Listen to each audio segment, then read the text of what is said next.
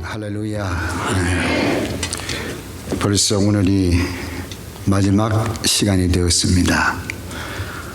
제가 이번에 여기 와서 분에 넘치는 대접을 받고 이 은혜를 무엇으로 갚을까 하고 생각해 보니까 기도하는 방법밖에 없겠구나.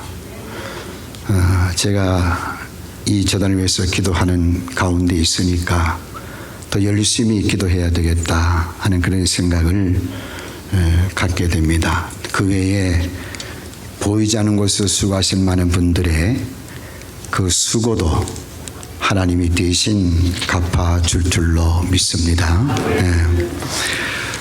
오늘 마지막 이 시간에 솔로몬이 가졌던 영적 자원 가운데에 세 번째 자원이 뭐냐?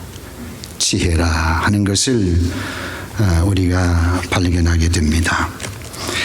저는 이 말씀을 준비하면서 먼저 이런 생각을 해보게 됩니다. 우리 열린 교회를 위해서 가만히 제가 오늘 숙소에서 기도로 준비하면서 느끼는 것 가운데 하나가, 적어도 우리는 이제는 21세기를 살아가는 하나님의 자녀들이기 때문에 좀 더 수준 높은 성도로서의 삶을 살아야 되지 않겠나. 우리는 하나님 앞에서 죄인임을 고백하고 예수 그리스도의 십자가의 피공로로 구원을 받았잖아요. 여러분들은 구원받은 줄로 믿습니다. 그런데 안타깝게도 그 고백 한마디를 못해서 구원에 이르는 믿음을 얻지 못해서 지옥을 갈 것 같으면 얼마나 비참하고 안타까울까, 그런 생각을 오늘 제가 해보았습니다. 우리가 구원받은 직후에 왜 하나님께서 바로 우리를 천국으로 데려가지 않으시고 마귀가 득실거리고 사단이 넘쳐나는, 귀신이 유혹하는 이런 엄청난 현실에 도사리고 있는 이 위험천만한 이 세상에 왜 안 데려가시고 우리를 머무르게 하고 계실까? 도대체 그 이유가 뭘까? 그 섭리가 어디에 있을까? 한번 생각해 보았어요. 그런데 제 마음 가운데에 느껴지는 것이 뭐냐 하면 바로 복음을 통한 전도, 복음 전도를 통한 영혼 구원과 주님을 위한 충성을 통해서 천국에서 면류관을 주시려고 예수 믿고 구원받은 후에도 이 세상에 저와 여러분들을 남겨두고 있지 않은가. 그런 생각을 해보니까 가슴이 막 저며오는 거예요. 그렇다면 우리가 할 일이 뭐냐면 제일 먼저 중요한 것은 가정구원에 힘을 써야 되겠다. 내 가족 중에 아직도 예수를 영접하지 못한 형제 자매가 있다면, 가족이 있다면 지옥 가게 놔둘 수는 없잖아요. 그 영혼이 얼마나 불쌍해요. 그래서 이번 집회가 끝난 다음에는 기필코 무슨 수를 동원해서라도 구원의 복음을 전하고 그의 생명을 주님 앞으로 인도할 수 있는 절박한 심령을 가지고 기도하시면서 건져내시기를 주의 이름으로 축복을 드립니다. 여러분, 복을 받은 사람은 다른 차원이 있어요. 그 차원이 뭐냐 하면 환경과 인내의 사선을 넘을 줄 아랍니다. 적어도 복을 받은 사람은 환경과 인내의 사선을 넘을 줄 알아요. 그 말이 뭐냐 하면 어떤 장애물이 있다 할지라도 뛰어넘어서 나에게 맡겨주신 사명을 감당해낼 수 있다는 겁니다. 그래서 저는 이 재단에 와서 느낀 것이 뭐냐 하면, 우선 이 재단이 필요한 것은 가정구원에 힘쓰도록 하는 것이 필요하겠구나. 가정구원. 아멘. 굉장히 비싸요, 이 동네는. 그래서 가정권에 힘을 쓰셔야 돼요. 여러분, 얼마나 우리가 행복한 사람입니까? 산자들의 땅에 살게 하시고 오늘 이렇게 은혜의 자리에 나와서 찬양하고 기도하고 정말 하나님 앞에 성회에 참석할 수 있다는 게 얼마나 감사해요. 응? 그래서 저는 사실 이런 생각이 들었어요. 그러면 이번 성회를 통해서 이런 결단을 했으면 좋겠다. 그게 뭐냐 하면 이제부터 잃어버린 것 생각하지 말자. 지나간 것 절대로 생각하지 말자. 소중한 건 얻지 못했다 할지라도 외로워도 오늘을 살아가고 있음을 내가 감사하면서 살 수 있어야 되겠다. 억울한 일을 당해도 원통해 하지 마시고 정말 가슴이 아파도 여러분 아프다고 하지 마시고 하나님이 간섭하실 것이고 하나님이 역사하실 것이기 때문에 나의 할 일은 뭐냐? 오직 주님만 바라보면 됩니다. 오직 주님만. 여러분 역대하 20장 12절에 보니까 어떻게 될 줄을 알지 못하고 오직 주님만 바라보나이다 그랬어요. 그래서 이 시간 이후부터는 여러분들의 삶에 주님만 바라보는 그런 수준 높은 성도, 품이 있는 성도들이 되시기를 주의 이름으로 축복을 드립니다. 저는 이 세 번째 시간을 맞이해서 다윗이 왜 이 지혜를 자본으로 삼았을까? 영적 자본으로 삼았을까? 그 성경을 쭉 읽어보니까 이 보통 문제가 아니더라고요. 그냥 지혜를 구하는 것이 아니라 다윗의 신앙의 베이스에는 이런 것들이 깔려 있어요. 그게 뭐냐 하면 겸손함이 깔려 있더라고요. 그 겸손함이 뭐냐면 하나님, 나는 작은 종이에요. 출입도 할 줄 몰라요. 아니 다 큰 왕이 출입을 못하겠어요? 그러면서 9절에 가보니까 누가 이 많은 백성을 재판할 수 있습니까? 제게 듣는 마음을 종에게 주세요. 듣는 마음을. 그리고 이 솔로몬이 11절에 가보니까 세상 것 구하지 않았어요. 세상 것 구하지 않았어요. 오직 필요한 것 하나, 지혜를 구한 겁니다. 그러니 다윗은 지혜를 구하는 철저한 순서를 잘 세운 사람 같아요. 그 신앙에도 철저한 계획이 있어야 됩니다. 여러분, 솔로몬이 받은 지혜는 세상이 주는 지혜가 아니더라고요. 세상이 주는 지혜가 아니에요. 이 솔로몬이 받은 지혜는 어떤 지혜냐? 하늘이 주는 지혜입니다. 하나님이 주신 지혜예요. 그러니 솔로몬은 이 귀한 지혜를 받고 나서 느끼기를 하나님의 지혜는 천하 만물보다 귀한 것이다. 하나님이 주시는 지혜의 영적 자원을 갖추고만 있으면 하나님이 사람을 붙여주실 것이고 필요한 것을 채워주실 것이다. 그리고 반드시 축복과 승리를 보장받게 해주실 것이다. 다윗은 그 사실을 베이스에 쫙 깔고 구한 거예요. 여러분, 하나님이 주시는 지혜, 하늘의 지혜는 어떤 건지 아세요? 한번 들어보시겠어요? 하늘의 지혜는, 하나님이 주신 지혜는 어떤 지혜가 있냐면 세상의 사람이 보이지 않는 것을 보는 지혜입니다.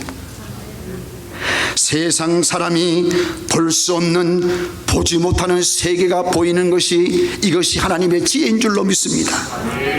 그러니까 이 지혜를 받으면 하나님이 보이고 영적 세계가 보이는 거예요. 허물이 보이는 것이 아니고 그 너머의 세계가 보이는 거예요. 교인을 보는 것이 아니고 주의 종을 보는 것이 아니라 그 사람을 붙들고 일하시는 하나님이 보인다 이 말이에요. 그게 하나님의 지혜입니다. 그게 영적인 지혜입니다. 그래서 솔로몬은 이런 지혜의 자원을 영적 자원으로 삼은 거예요. 여러분, 영적 지혜를 가진 사람은요, 이런 면이 달라요. 영적 지혜를 딱 갖추면 분별력이 생겨요. 그리고 영적 지혜를 갖추면 앞을 보는 즐거움이 있어요. 영적 지혜를 갖추면 상황을 예측하는 설계가 쫙 생기기 시작해요. 그래서 하나님을 기쁘게 들을 수 있는 거예요. 여러분들은 세상의 지혜보다도 하늘의 지혜를 구하시기 바랍니다. 하나님의 지혜를 구하시기 바랍니다. 그러기에 지혜로운 사람은 얼마나 지혜로우냐면 고통을 먼저 보고 고통을 먼저 생각하고 고통을 먼저 선택하는 거예요. 그리고 지혜로운 사람은 즐거움을 나중에 선택하고 생각하고 그리고 실천하는 사람이, 이게 지혜로운 사람이에요. 만약에 지혜가 없다면 좋은 것 먼저 선택할 거예요. 나중에 고통을 당할 거예요. 어떻게 감당하시겠어요? 그래서 저는 깨달았습니다. 이런 지혜가 있어야 좁은 길을 갈 수 있겠구나. 이런 하늘의 지혜가 있어야 좁은 길을 갈 수 있겠구나. 넓은 길을 가는 것은 아무나 갈 수 있지만 좁은 것은 아무나 갈 수 없는 것, 협착한 길, 누구도 가보지 못한 길, 험한 길, 누가 갈 수 있느냐 말이에요. 지혜로운 사람이 가는 거예요. 왜 그래요? 좁은 길은 내 길을 버리는 길이기 때문에, 좁은 길은 내 방법을 떠나는 것이기 때문에, 그리고 사람이 피하는 길, 그 길이 좁은 길이기 때문에 그렇습니다. 저는 이 말씀을 현대 감각적으로 가져와 봤어요. 현실 감각적으로. 그러니 좁은 길 어떤 길이냐, 이거구나. 용서하지 못할 사람은 용서하는 길, 좁은 길을 가는 거고, 사랑하지 못하는 사람을 사랑하는 것, 좁은 길을 가는 것이구나. 도저히 저 사람 보면 이해할 수 없는데 이해할 수 있는 것이 좁은 길을 가는구나. 그걸 제가 깨닫게 되었어요. 이 길은 내가 선택한 길이 아니라 하나님이 골라주신 그 길이기 때문에 그 길을 가는 것입니다. 신앙은 험한 길을 가는 것이 신앙이고, 험한 길을 선택해서 가는 길이, 그 길이 신앙의 길인 줄로 믿습니다. 어떤 분이 저에게 그런 질문을 던졌어요. 왜 당신은 목사가 됐습니까? 그러길래 제가 뭐라고 대답했겠어요? 고난의 길이기 때문에 선택했습니다. 고생의 길이기 때문에 선택했습니다. 만약에 주여정에 가기 쉽다면 누구나 다 갈 거예요. 다 갈 수 있을 거예요. 여러분, 오늘 우리는 이런 지혜를 하나님으로부터 공급받아야 될 줄로 믿습니다. 그래 제가 이 말씀을 생각하다 보니까 적어도 이런 길을 걸어가려면 가장 중요한 게 뭐냐면, 지혜를 구하는 사람은 정직함이 있어야 돼요. 정직성을 회복해야 돼요. 그러려면 철저한 회개가 따라와야 됩니다. 여러분, 회개라고 하는 것은 죄로 고장난 나를 고치려는 사랑의 요구가 회개예요. 그게 회개예요. 세월은 속절없이 흘러가는데 과거의 잘못을 반복해서 후회만 쌓는다면 우리 인생이 어떻게 되겠습니까? 주님께서 우리에게 회개하라, 회개하라, 회개하라, 그 말씀을 하신 것은 영혼을 죽이고 파멸로 던져진 죄악을 너가 다 끄집어내서 나에게 호소하는 거예요. 나에게 호소하는 거예요. 너가 가지고 있는 죄를 다 끄집어내라는 거예요. 그리고 나에게 호소하는 거예요. 그게 회개입니다. 교회에서만 회개하는 것이 아니라 언제 어디서든지 죄를 털어놓고서 하나님 앞에서는 그날 자기 속에 쌓였던 죄가 나를 고발하지 않도록 하라는 것이 회개란 말이에요. 회개라고 하는 것은 주님 없이 살았던 과거를 내놓고 주님 없이 살 수 없는 자신의 본질을 회복하는 호소가 회개인 줄로 믿습니다. 하나님의 말씀을 가만히 묵상해 보면은 나의 고장난 부모를 가르쳐 주시고 고쳐줄 테니 너는 내게로 오라고, 너는 내게로 오라고 말씀하신 것이 회개인 줄로 믿습니다. 우리는 나 자신 어디에 고장난지 잘 몰라요. 그러나 주님은 다 알고 계신단 말이에요. 이 땅에 살면서 하나님께서 가장 사랑받는 시간은 어떤 시간인지 아세요? 내가 믿음의 사람이지만 이 땅에 살고 있지만 정말 살아가면서 하나님께 가장 사랑받는 시간은 회개하는 시간입니다. 회개하는 시간이 사랑받는 시간이에요. 그것만큼 좋은 게 없어요. 회개가 내가 사는 길이에요. 회개보다 무서운 게 있어요. 정말 회개보다 무서운 것이 뭐냐? 죄라면 죄보다 무서운 것이 뭐냐? 회개할 줄 모르는 인생입니다. 죄보다 무서운 것은 회개할 줄 모르는 마음을 갖는 것이 무서운 거예요. 회개는 내가 죄인임을 알 때에 나는 죄인입니다. 내가 죄인임을 고백하는 순간에 회개가 터져 나오는 거예요. 그런 여러분 그 사실을 깊이 알기를 주의 이름으로 축원합니다. 내가 망하지 않으려면, 내가 실패하지 않으려면 회개의 살 길을 찾아야 돼요. 찾아야 됩니다. 내 이야기가 아니에요. 성령이 말씀하고 있어요. 회개하지 않는 사람은 축복의 통로가 차단이 되는 겁니다. 열어나가야 됩니다. 회개만이 회복이고 회개만이 부흥이고 천국인 것을 믿으시기를 축복합니다. 여러분 회개의 기쁨을 누려보세요. 회개가 시작되는 순간 영안이 밝아질 거예요. 능력을 받게 될 거예요. 심령이 깨끗해지게 될 줄로 믿습니다. 비로소 하나님과의 관계가 회복될 줄로 믿습니다. 살 길을 열어가시려면, 능력받고 복을 받고 충만한 삶을 사시려면 철저한 회개를 하시기를 주님의 이름으로 부탁을 드립니다. 내가 회개가 시작되고 진정한 통회의 회개가 시작되면 주님은 웃으신단 말이에요. 내가 회개가 시작돼 주님은 웃으세요. 그 손에 채찍을 버리시고 다시 팔을 벌려 나를 안아주실 줄로 믿습니다. 여러분들은 그런 믿음의 중궁들이 되시기를 주의 이름으로 축복을 드립니다.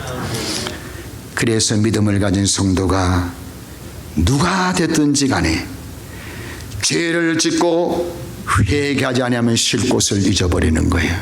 쉴 곳이 없는 거예요.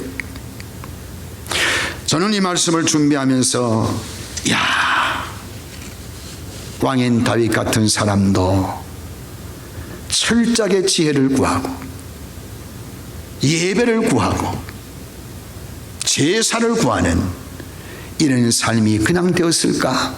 아니에요. 이런 철저한 회개의 기도가 베이스에 쫙 깔려 있어요.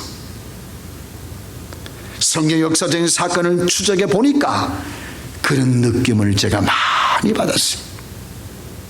하나님은 그냥 주시는 게 아니에요. 받을 만한 그릇을 만들어서 주시는 줄로 믿습니다. 그게 회개에서 출발되는 거예요. 그래서 저는 이 솔로몬이 받았던 영적 자본의 지혜는 믿음과 직결되고, 믿음을 빼고서는 어떤 일이 있어도 지혜를 논할 수가 없겠구나. 믿음의 지혜이니까요. 그래서 저는 이런 생각을 해봤습니다. 그래, 인생에 있어서 가장 중요한 것이 뭘까? 내가 세상을 살아가는 인생인데 인생 가운데 가장 중요한 것이 무엇일까? 이거구나. 신앙을 앞세우고 성경을 앞세우고 믿음을 앞세우고 살아가는 자신감을 갖는 것이 인생에 있어서 가장 중요한 것이구나, 그런 사실을 제가 깨닫게 되었습니다. 어떠한 고난도 극복할 수 있는 능력을 말한다면 그것은 믿음을 갖는 것입니다. 그래서 히브리서 10장에 가보면 22절에 온전한 믿음으로 하나님께 나아가라 말이에요. 고린도후서 5장 7절에 가보니까 믿음으로 행하고 보는 것으로 행하지 아니함이로다. 갈라디아서 5장 5절에 가보니까 우리가 성령으로 믿음을 따라 의의 소망을 기다리느니라 그랬어요. 참으로 믿음은 소중해요. 믿음을 빼고 지혜를 말할 수 없어요. 논할 수가 없어요. 주님께서 분명히 말씀했습니다. 믿는 자에게는 능치 못할 일이 없느니라. 믿는 자에게는 능치 못할 일이 없느니라. 믿는 자에게 능치 못할 일이 없느니라. 여러분, 믿음이라는 게 뭐예요? 이해할 수 없는 것을 받아들이는 게 믿음이에요. 그게 믿음이에요. 만약에 이해할 수 있는 것이라면 누구도 다 받을 거예요. 누구도 다 믿을 거예요. 그래서 믿음을 가만히 보면은 믿음도 다 성격 따라 다르더라고요. 개성 따라 다르고. 그런데 중요한 것은 통념적인 일 안에서 믿음은 커야 됩니다. 그 믿음을 가지셔야 됩니다. 여러분, 믿음이 적으면 안 돼요. 왜 그러냐? 믿음이 적으면 보이는 것, 세상적인 것에 가치를 두고 살아요. 믿음이 적으면. 그런데 믿음이 큰 자는 보이지 않는 것을 소망을 두기 때문에 가치가 있어요. 그래서 믿음이 있는 자는 말씀에 가치를 두고 살아간다 이 말이에요. 여러분, 분명한 여러분 기억을 하실 것이 하나 있습니다. 믿음의 평가는 주님만 하시는 거예요. 주님만. 누구든지 저 사람 믿음을 평가할 수가 없습니다. 저 사람 믿음 좋아, 저 사람 믿음이 없어, 평가는 우리가 하는 게 아니에요. 주님이 하시는 거예요. 믿으시면 아멘입니다. 그래서 믿음이 뭐냐? 저는 이렇게 정리를 내리고 싶었어요. 믿음이 뭐냐? 때를 분별할 줄 알고 시대적인 상황을 분별할 줄 아는 슬기, 이것이 믿음이 아닌가. 그리고 더 깊이 말하면 이런 것이 주어질 때에 그런 믿음이 역사하는 곳에는 일어나는 역사가 있고 걸어가는 역사가 있고 살리는 역사가 있습니다. 그래서 믿음은 때를 분별할 줄 알아야 되고 시대적인 상황을 바로 분별할 줄 아는 슬기를 가지고 있어야 된다 이 말이에요. 그게 믿음의 사람이에요. 보이지 않는 것을 정말 더 가치를 두는 것이 믿음의 사람이에요. 제가 비가 와서 어제 이렇게 보니까 차가 하나가, 큰 차가 하나 와 있더라고요. 그래, 문득 딱 스쳐나가는 게 하나 있었어요. 그래, 보이지 않는 것이 저걸 들고 있는 거야. 그게 뭐냐면 자동차가 몇 톤씩 나가도 뭐가 받치고 있는 거예요? 뭐가? 바퀴? 공기가 받치고 있는 거예요. 공기가 보여요, 안 보여요? 안 보이는 것이 엄청난 힘을 받치고 있는 거예요. 그때 제가 알았어요. 제가 그런 사람이에요. 얼마나 영리해요. 야, 이거구나. 믿음도 이거구나. 보이지 않는 것이 큰 믿음이구나. 믿으시면 그게 아멘. 지금 아멘 하는 사람은 천국에 제일 좋은 곳에 가실 줄로 믿습니다. 그런 믿음을 가지고 살아야 될 줄로 믿습니다. 그렇다면은 오늘 이 시간 우리는 꿈을 가지고 욕심을 챙길 필요가 하나 있습니다. 그게 뭐냐? 믿음으로 사시되 강한 믿음으로 사세요. 여러분, 믿음을 성장시키며 사세요. 큰 믿음으로 사세요. 믿음이 없이는 내가 죽는다는 그런 진리를 선포하고 보여주면서 사시기를 주의 이름으로 축복을 드립니다. 그러면 여러분들은 이 사실을 오늘 이 시간에 가슴속에 깊이 새겨될 문제가 있습니다. 그러면 나는 오늘 이 시간부터 내 믿음을 귀하게 여기리라. 그리고 내가 가진 믿음을 성장시키리라. 그리고 믿음의 열매를 막 아멘 좀 해요. 이 강사가 숨 떨어지면 못하잖아. 이게 쫙 이거 봐. 아니 강사가 숨 떨어지면 좋겠어요? 이 양반들 희한한 양반들이야. 그러니 믿음의 열매를 막 역시 이거는 좋은 교회야. 그걸 잊지 말아야 돼. 믿음이라는 것이 약속을 지키는 겁니다. 하나님께서 이를 이루시는 방법이 믿음인 줄로 믿습니다. 그래서 강력한 믿음, 집념에 찬 믿음, 도전적인 믿음, 정열적인 믿음을 가지고 있어야 자기 자리를 지키고 성공하면서 살아갈 수 있는 거예요. 솔로몬을 보니까 그냥 지혜만 구하는 것이 아니고 예배를 통해서 믿음을 확실하게 정립하고 기도를 통해서 자기의 신앙관을 확실하게 정립해놓고 그리고 믿음의 지혜를 구한 거예요. 여러분들도 그런 믿음을 가지고 살으셔야 돼요. 제가 이 주제를 정한 것은 평생 주님 앞에 갈 때까지 해야 될 일이기 때문에 예배, 기도, 믿음의 지혜 평생 가지고 가야 되잖아요. 응? 성도들은 믿음 안에서 반드시 한 가지 자랑은 가지고 있어야 됩니다. 여러분들이 지금 가지고 있는 믿음의 자랑 한 가지는 가지고 있어야 돼요. 제가 아마 지금 여러분들의 질문을 던진다면 지금까지 믿음을 가지고 있었지만 자랑거리 없을 거예요. 있어도 생각해 본 적이 없을 거예요. 맞으면 고개라도 좀 흔들어 주세요. 할렐루야. 적어도 믿음을 가진 사람은 한 가지 자랑이 있어야 됩니다. 믿음의 자랑. 그 자랑은 다른 것이 아니라 내 양심이 나를 증가하는 자랑, 은근한 자랑, 날마다 성령의 조명을 받는 자랑. 이 자랑을 가지고 남은 생애를 살아가기를 주의 이름으로 축복합니다. 이게 있어야 된다 이 말이에요. 인생을 행복하게 하고 불행하게 만드는 것은 환경의 문제가 아닙니다. 아니에요. 운명의 문제도 아니고 조건의 문제도 아니에요. 더더욱 생활의 문제도 아닙니다. 적어도 인생을 행복하게 만들고 불행하게 만드는 것은 다른 것이 아니라 내 믿음의 문제입니다. 내 믿음의 문제예요.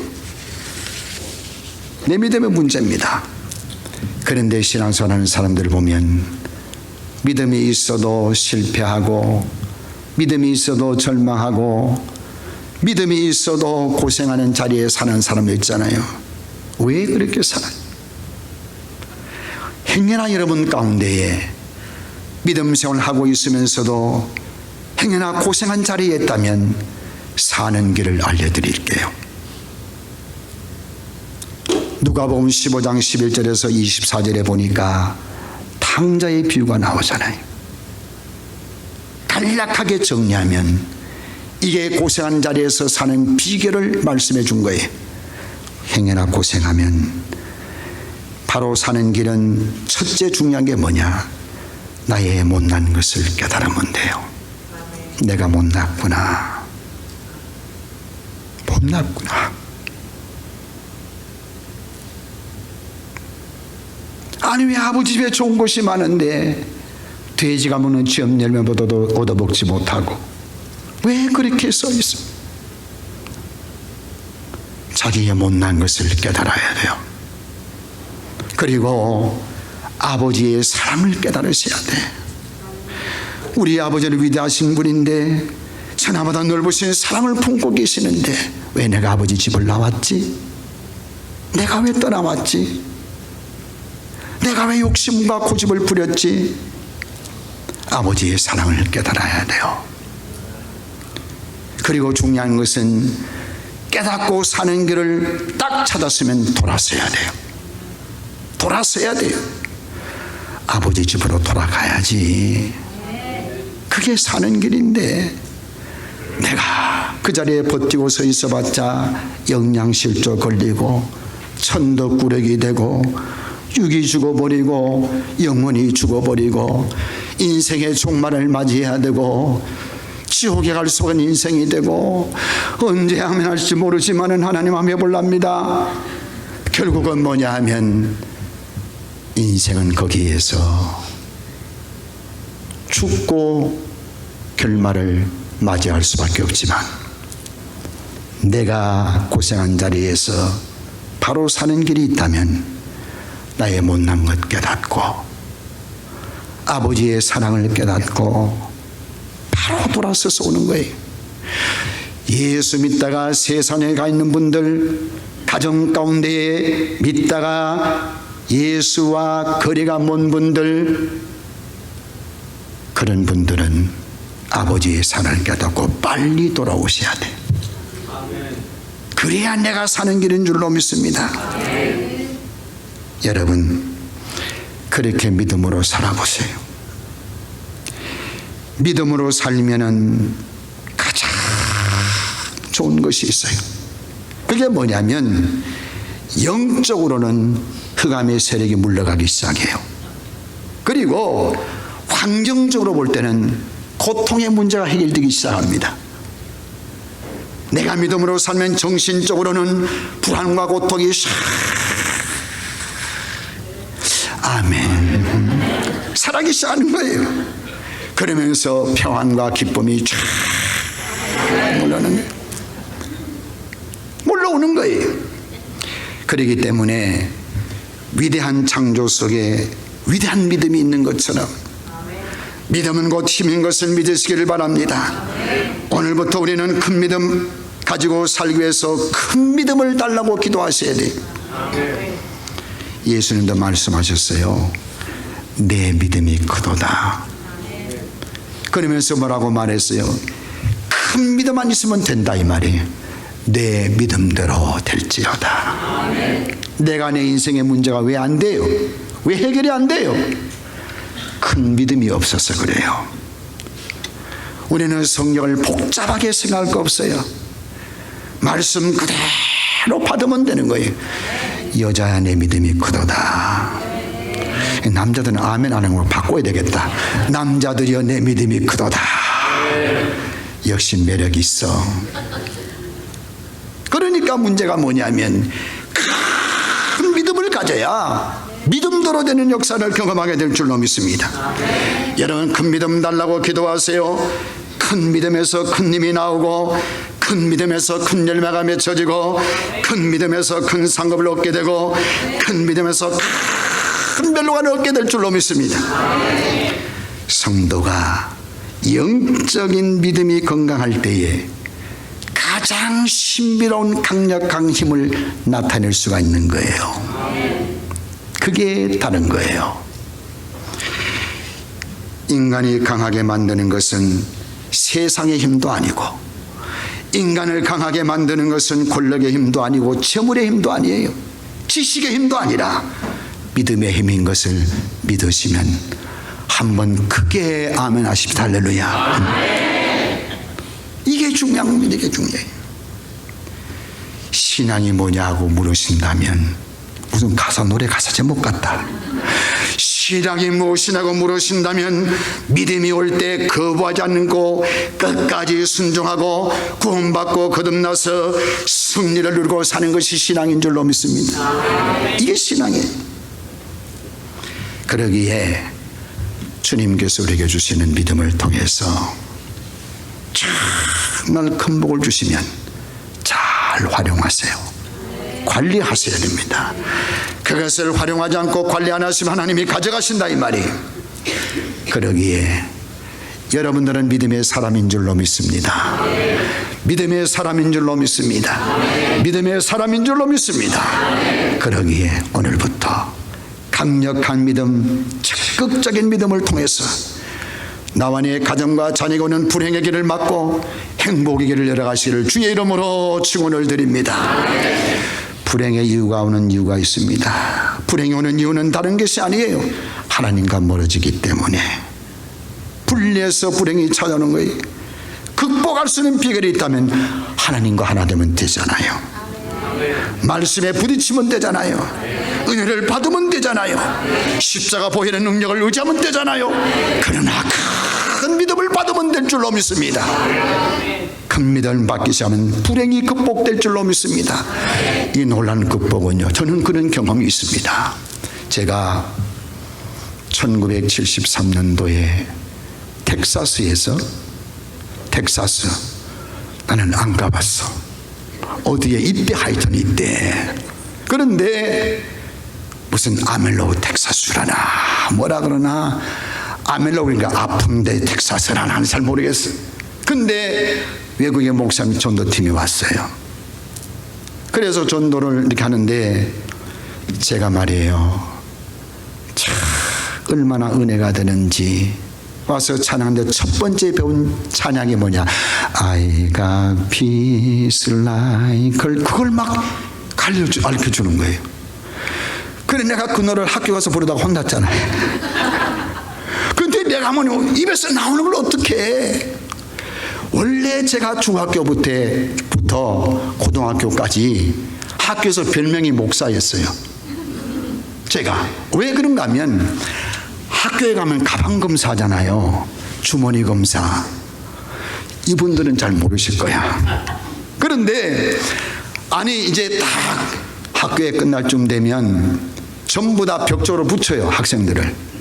그리고 야, 물구나무 서 이런다고. 물구나무 쓰래. 그 주머니에 있는 것들을 하게 돼. 다 쏟아지는 거예요. 근데 저는 성경이 쏟아져요. 성경이 떨어지는 거예요. 저는 항상 성경을 가지고 다녔어요. 그러니까 그때부터 별명이 왜 목사야. 그러니까 주머니 검사하고 방과후 끝날 땐 제가 제일 먼저 집에 가요. 너는 목사니까 빨리 가. 그래.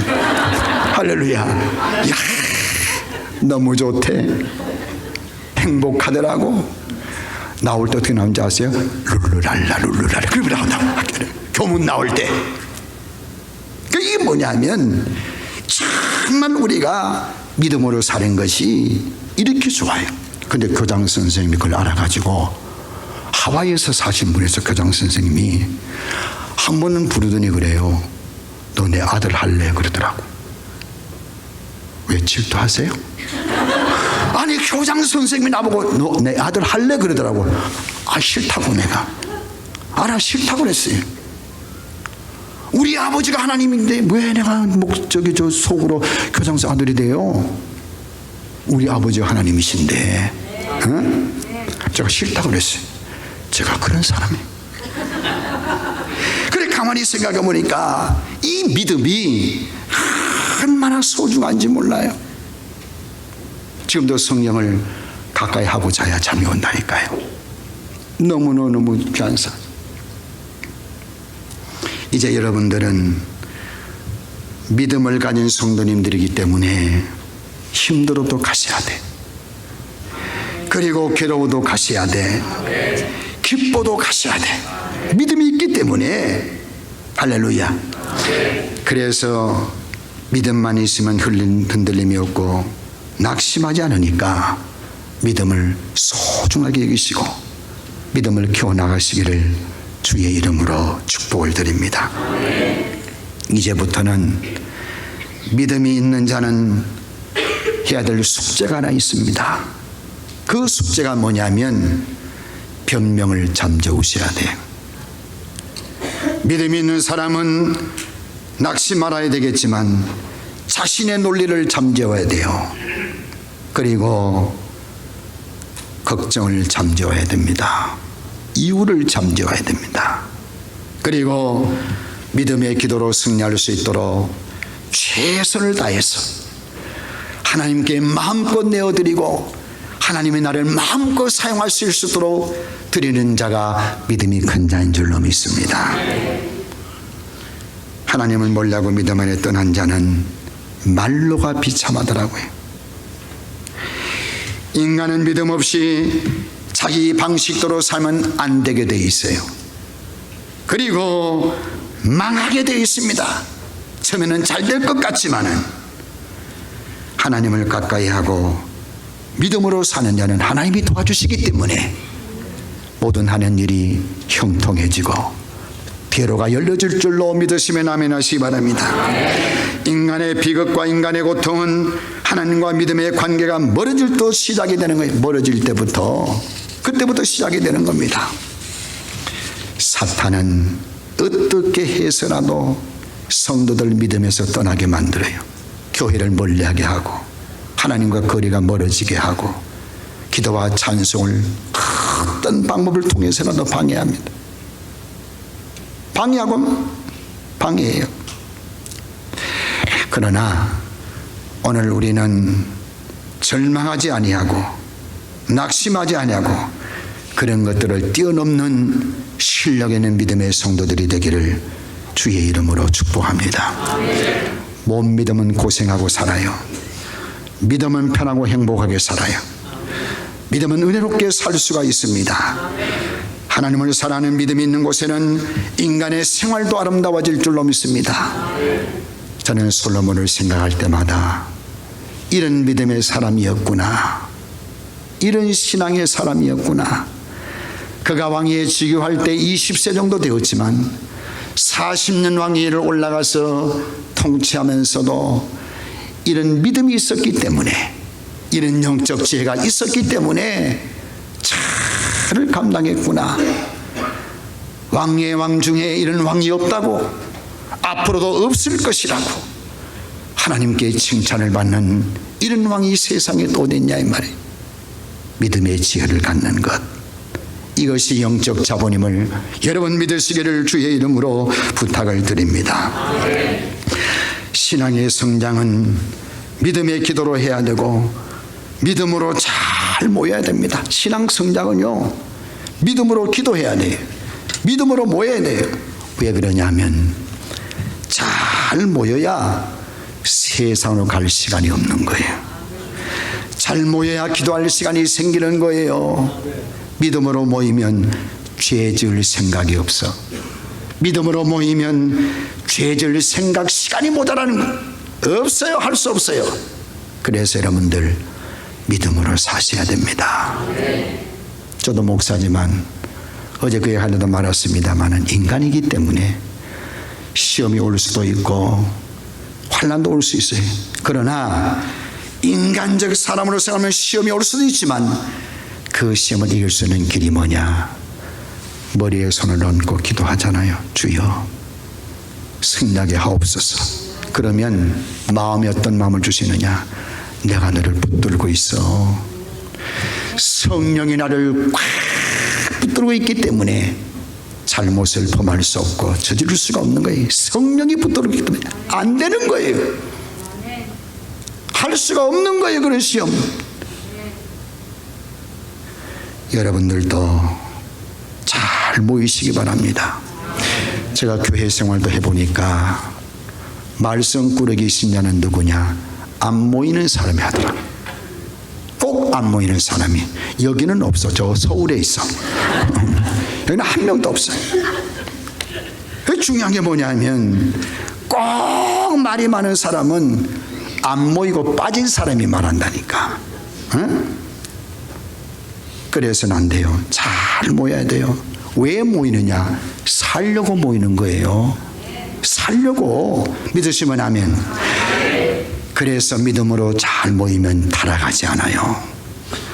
은혜 받기 위해서 열심으로 모이면 그의 인생 하나님이 붙들어 주십니다. 안 모이면 문제가 시작되지만 여러분들은 그런 자가 되지 않기를 주의 이름으로 축복을 드립니다. 제가 오늘 이렇게 큐티를 하다가 아침에 이런 말씀이 딱 떠오르더라고요. 야, 하나님은 부모의 믿음을 통해서 가정을 축복해 주시는데 가정을 위해서, 자녀들을 위해서 화목제물을 많이 쌓아라, 많이 쌓아야 된다. 왜? 자식은 부모의 믿음이기 때문에. 자녀에게 부모가 제사장이 되어야 3대 복을 받는 거예요. 에? 부모가요, 은사가 강하면 자녀가 사는 것이 수월하고 편안해요. 그리고 부모가 성령이 충만하고 믿음으로 살면 자녀들의 삶이 지혜로워져요. 지혜로워진다고요. 왜 우는 걸 모르고 살아요? 오늘 큐티하다가 그 음성을 제가 들었어요. 그러니까 부모의 믿음은 가장 소중해요. 부모의 믿음을 통한 영혼의 수고는 거룩한 씨앗을 만들어내기 때문에 여러분들이 믿음으로 살기를 주의 이름으로 축복을 드립니다. 그러하기 위해서는 제가 부탁을 드립니다. 오늘 마지막 시간이기 때문에 여러분 조금 더 예배에 힘썼으면 좋겠어요. 그리고 과거보다 조금 더 기도에 힘을 썼으면 좋겠고, 조금 더 헌신에 힘을 썼으면 좋겠고, 조금 더 전도에 힘을 썼으면 좋겠고, 조금 더 순종함에 힘을 썼으면 좋겠어요. 강사로서 여러분들에게 꼭 부탁드리고 싶은 거예요. 오늘 이 자리에 오기까지는 정말 믿음이 저절히 걸음을 걸었다 할지라도, 신앙의 발전과 진보가 없었더라도 오늘 말씀을 들었으니까 조금만 더 노력하고 조금만 더 힘을 쓰고 헌신하고 봉사할 때에 하나님은 기뻐하실 것이고, 깨끗하고 순전한 마음, 그곳에 성령님이 함께 하시기 때문에 그의 능력의 역사가 여러분들과 함께 하기를 주의 이름으로 축복을 드립니다. 오늘 어떻든 간에 우리는 하나님의 사람들이잖아요. 우리는 하나님의 사람들이잖아요. 솔로몬도 하나님의 사람이에요. 그가 무엇이 부족해서, 뭐가 연약해서 예배의 사활을 걸고 기도의 사활을 걸고 지혜의 사활을 걸었겠습니까? 승리의 자원이 예배와 기도와 지혜의 말씀에 있었기 때문에, 그래서 사활을 건 거예요. 그래서 사람은 다 지혜로운 거예요. 다 지혜로운 거예요. 여러분, 진리는 가깝게 있는 거예요. 얼마나 가깝게 있는지 한번 해보실래요? 따라 손 한번 펴봐요. 손 없는 사람만 따라해보세요. 시작. 하나. 크게 하면 하나. 진리가 가깝게 있다는 걸 알기 위해서 알려주는 거예요. 시작. 하나, 둘, 셋, 넷, 다섯. 다쳤다 그래서 다섯이야. 그 다음에 시작. 여섯, 일곱, 여덟, 아홉, 열. 16열입니다. 이게 진리는 멀리 있는 게 아니에요. 하나님의 말씀은 가까워 내 입에 있으면 내 마음에 있느니라. 멀리 있는 게 아니란 말이에요. 진리는. 오늘 우리가 솔로몬을 통해서 영적 자원을 우리가 들었습니다. 이번 성회를 통해서 하나님이 시간마다 주신 이 말씀이 여러분의 인생을 바꿔줄 것이고, 여러분의 삶을 바꿔줄 거예요. 여러분 개인에게 있어서 이번 성회가 있었기에 내 인생에 미래가 있었다고 고백하며 살 수 있을 거예요. 내 신앙 성장이 있었다고 하나님 앞에 영광 돌리며 살 수 있을 거예요. 주님이 기뻐하신 뜻대로 살아갈 수 있을 거예요. 오늘 이 시간이 있었기 때문에 내 개인뿐만 아니라 가정과 자녀들과 가족들에게 모든 하나님의 축복이 임할 줄로 저는 믿습니다. 교회가 부흥되는 역사가 일어날 줄로 믿습니다. 저는 알았습니다. 이 열린 교회가 부흥이 시작되고 있다고. 그게 아멘.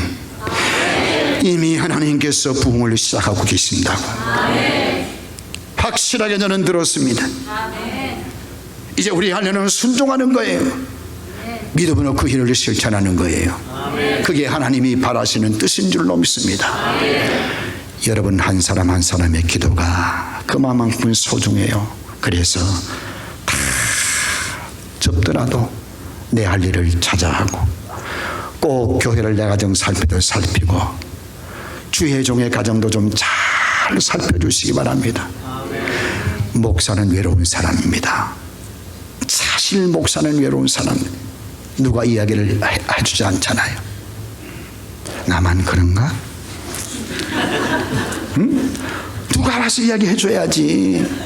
응? 목사는 뭐예요? 외로운 사람이에요. 사모님도 외로운 사람이에요. 사명을 가지고 조건 없이 가는 주의 종이 목회자요 사모입니다. 특히 목회자의 자녀들도 상당히 외로운 아이들이 사실은 조심해야 되고 또 조심해야 되고. 그래서 저는 말이에요, 밤에 잠을 잘 때 좀 지나가는 이야기로 넥타이를 못 풀고 자더라고. 밤에 잘 때 언제 전화 올지 몰라. 여러분은 다리 뻗고 주무시지만 목사는 다리 뻗고 못 자는 게 목사예요. 여기는 괜찮은 것 같아. 거리가 멀어가지고 우리 집은 가까워가지고 끝하면 목사를 찾아. 안 갈 수도 없잖아요. 전화만 그래. 전화 딱 늦게 울리면 할렐루야 하고 그냥 옷 주워 입고 가는 거예요. 그게 목사입니다. 목사는 하나님이 함께 하시지만 외롭고 사모도 마찬가지예요. 그래서 공동체는 하나잖아요. 그래서 동업자는 동역자와 다른 겁니다. 여러분 보세요. 여기하고 끝날게요. 여러분들 모두가 동역자입니다. 모두가 동역자예요. 기도의 동역자요, 신앙의 동역자예요. 왜? 지금부터 죽을 때까지 같이 가야 된단 말이에요. 천국에서 만나는 동역자입니다. 그런데 교회가 동역자의 개념을 잊어버리고 동업자 개념으로 생각하면 그때부터 죽는 거예요. 왜 그러냐? 동업자는 이득이 있으면 나누면 돼요. 그리고 없으면 그만둬버리면 되는 거예요. 나는 가버리면 되는 거예요. 그런데 동역자는 절대로 그렇게 할 수 없는 거예요. 동역자는 마음대로 할 수 없는 거예요. 죽을 때까지 같이 가는 거예요. 어려워도 같이 가고 힘들어도 같이 가고 고난이 들어도 같이 가는 거예요. 왜? 내 일이 아니고 주의 일이기 때문에. 주님의 일을 위해서 같이 동역자가 됐기 때문에. 이 동네는 저쪽 동네도 어디가 제일 큰가 한번 봐야 되겠다. 이 동네도 아이고 이뻐라. 시집 좋은 데 갈 줄로 믿는다. 이 동네도 같이 전부 다 줄로 믿습니다. 하나님이 이 시간 이 아멘의 소리를 다 기억하고 계실 줄로 믿습니다. 여러분, 우리는 동업자가 아니라 동역자다. 그래서 동역자는 내 마음에 안 맞을 때가 있어요. 내 생각과 다를 때가 많아요. 동역자는. 그러나 동역자는 내 마음에 안 든다고, 내 생각과 안 맞는다고 팽개치고 가버리고 자기 마음대로 하는 게 동역자가 아니에요. 힘들어도 마음에 안 맞아도, 그리고 섭섭해도, 그리고 좀 내가 자존심이 상해도, 그리고 끝까지 주를 위해서 인내하고 가는 것이 동역자인 줄로 믿습니다. 이제 우리 열린 교회가 동역자의 개념을 가지고 솔로몬이 주었던 아름다운 신앙의 자본, 예배, 기도, 그리고 한글 따라서 지혜, 이런 것들을 총동원해서 마지막 때에 21세기에 영적인 세계에 탁월한 영광을 하나님 앞에 높여드리는 슬기롭고 지혜롭고 아주 명석한 그런 수준 높은 성도님들이 다 되시기를 주의 이름으로 축복합니다. 할렐루야. 기도 한번 하겠습니다.